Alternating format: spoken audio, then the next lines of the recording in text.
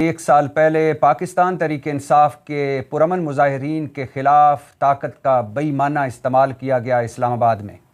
आपको याद होगा इमरान खान की फ़ाइनल कॉल, बुशरा बीबी और अली अमीन गंडापुर की सरबराही में हज़ारों अफराद का पेशावर से इस्लामाबाद की तरफ मार्च। 25 नवंबर को मुजाहिरीन का खैबर पख्तूनख्वा से और पूरे मुल्क से इस्लामाबाद के दरवाज़े पर आना। 26 नवंबर की रात और 26 नवंबर की रात ताकत का बेईमाना इस्तेमाल किया गया पुरअमन मुजाहिरीन के ख़िलाफ़। एक बदकिस्मत रात, एक बदकिस्मत वाक़या, एक बदकिस्मत सानिया। BBC ने माना कि हलाकतें हुई, अल जज़ीरा ने माना कि हलाकतें हुई। गो के लतीफ़ खोसा के 278 लोग, इतनी तादाद में तो लोग जान से नहीं गए, लेकिन हलाकतें भी हुई और इस्लामाबाद के हस्पतालों में ज़ख्मियों की भरमार भी हुई। 26 नवंबर और आज के 26 नवंबर में क्या कुछ हो चुका है, इस पर आज बात करनी है। और इस पर भी बात करनी है कि 22 दिन हो गए हैं इमरान खान से कोई मुलाकात नहीं कर सका।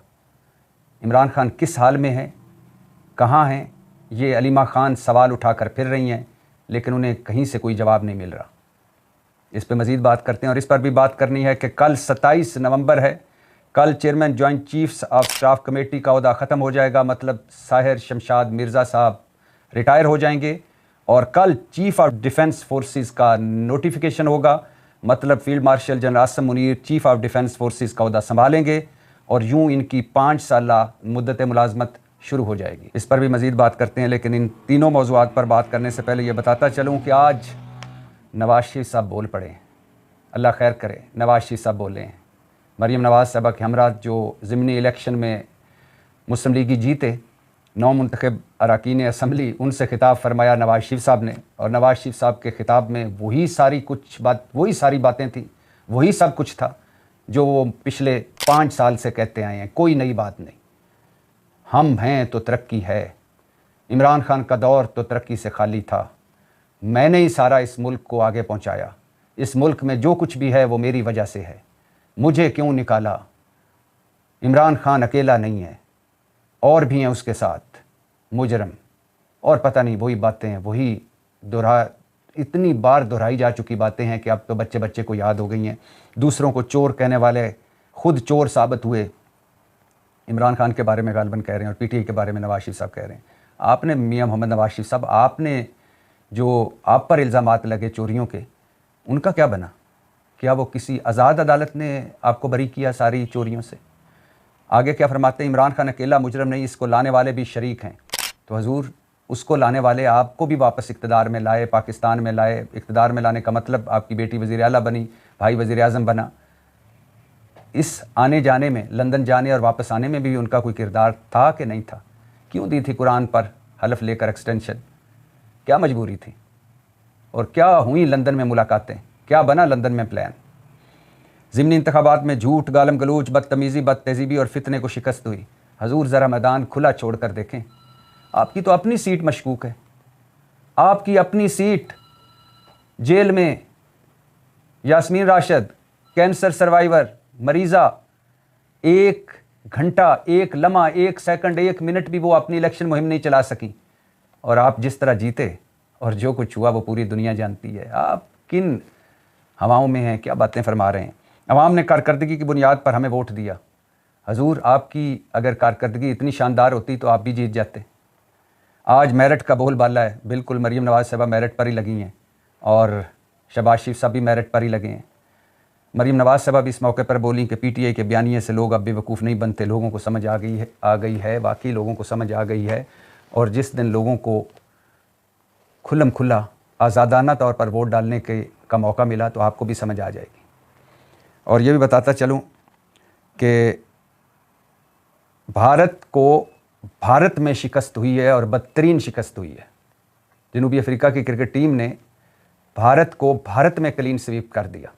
2 टेस्ट मैचों की सीरीज़ थी, दोनों टेस्ट मैच जीत लिए जनूबी अफ्रीका ने। और 25 साल बाद भारत को भारत में शिकस्त दी जनूबी अफ्रीका ने और क्लीन स्वीप किया। और ये जो आखिरी टेस्ट था, ये 408 रन से जीती जनूबी अफ्रीका की टीम। और कहा जा रहा है कि रन्स के हिसाब से ये सबसे बड़ी शिकस्त है भारत की। मतलब बदतरीन शिकस्त हुई है भारत को भारत में।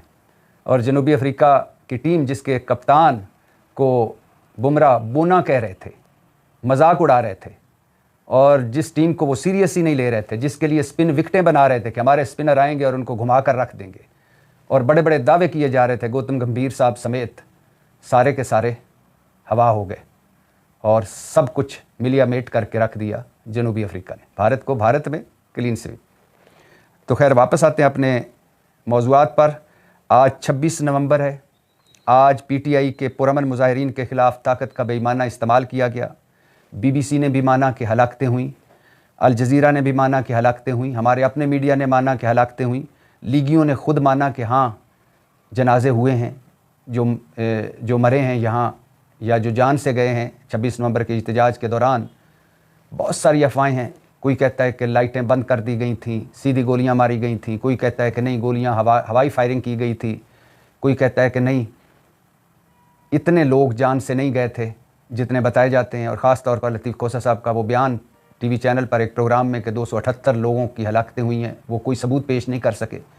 लेकिन बीबीसी ने 5 कहा, अल जज़ीरा ने गालबन 17 कहा, लेकिन बहुत सारे लोग ये कहते हैं कि 10 से 12 लोग कम अज़ कम जान से गए इस मुजाहरे के दौरान, इस रात यानी 26 नवंबर की रात। पाकिस्तान तहरीक इंसाफ के लोग ऑफ द रिकॉर्ड आज भी कहते हैं कि अगर अली अमीन गंडापुर और बुशरा बीबी मुजाहिरीन को छोड़कर पतली गली से ना निकल जाते, खड़े रहते, तो आज इमरान खान जेल में ना होते, जेल से बाहर होते। मैंने खुद अपनी आंखों से देखा, हज़ारों लोगों को, चार्ज्ड लोग थे, नौजवान थे, जज्बे से भरे हुए थे। इतना बड़ा जुलूस मैंने कभी नहीं देखा इस्लामाबाद की तरफ आते हुए या इस्लामाबाद में दाखिल होते हुए। इमरान खान लॉन्ग मार्च खुद लेकर जब आए लाहौर से, तो तब भी इतने लोग नहीं थे। ताहिरुल कादरी साहब जब 2 मरतबा आए, दोनों मरतबा इतने लोग नहीं थे। बिलावल भुट्टो वो कांपे टांग जाने वाला जो मार्च लेकर आए, वो तो खैर था ही कि थोड़ा बहुत क्या लाना था। मौलाना साहब का हत्या कि जो लॉन्ग मार्च और फिर धरना दिया था मौलाना साहब का, उसमें भी इतने लोग नहीं थे। बहुत ज़्यादा तादाद थी लोगों की, हुकूमत हिली हुई थी। लेकिन अली अमीन गंडापुर और बुशरा बीबी की पतली गली में निकल जाने और मनसेरा पहुंच जाने पर सूरत हाल बदल गई, बाजी पलट गई और यूं एक कामयाब मुजाहरा लॉन्ग मार्च, उसका एक बदकिस्मत एंड हुआ। सिक्योरिटी एहलकार भी इसमें जान से गए, पुरअमन मुजाहिरीन भी जान से गए। ताकत का बेईमाना इस्तेमाल हुआ जो बिल्कुल नहीं होना चाहिए, और जब होता है वक्ती तौर पर तो सब कुछ दब जाता है, लेकिन बाद में एक एक चीज़ का हिसाब देना पड़ता है। और जब नवंबर की बात हो रही है, तो 26 नवंबर की बात हो रही है, तो 27 नवंबर की भी बात कर लेते हैं। कल 27 नवंबर है। कल chairman joint chiefs of staff committee का ओहदा ख़त्म हो जाएगा। कल चीफ ऑफ डिफेंस फोर्सेस का नोटिफिकेशन होगा। कल फील्ड मार्शल जनाब Asim Munir chief of defence forces का ओहदा संभालेंगे, और यूँ उनकी मुद्दत मुलाजमत मतलब 5 साल की जो टेन्योर है वो शुरू होगा। फील्ड मार्शल जनाब आसिम मुनीर पहले चीफ ऑफ डिफेंस फोर्सेस होंगे और वो हेड होंगे तीनों फोर्सेस के, और 27वीं आईनी तरमीम में इसको मुतारफ़ कराया गया है और बाकी सारे इख्तियारात भी उन्हें दिए गए हैं। तो एक तरह से ये जो chairman joint chief of staff committee जिस पे जनरल सायर शमशाद मिर्ज़ा साहब थे, ये एक तरह से नुमाइशी ओहदा था और ये ख़त्म हो जाना चाहिए था। अगर अब इसकी जगह ये चीफ ऑफ डिफेंस फोर्सेस का ओहदा मुतारफ़ कराया गया है, तो उम्मीद यही की जा रही है कि इससे तीनों फोर्सेस में कोऑर्डिनेशन बढ़ेगी और ऑपरेशनल मामलों में इसमें चीज़ें बेहतर होंगी। हम इस वक्त भी हालत जंग में हैं, मुल्क के अंदर दहशतगर्दी के ख़िलाफ़ और भारत के ख़िलाफ़ भी और अफ़गानिस्तान के ख़िलाफ़ भी। और जब मुल्क या कौमें हालत जंग में होती हैं, तो जो फोर्सेस हैं उनमें कोऑर्डिनेशन बेहतर होना बहुत ज़रूरी होता है।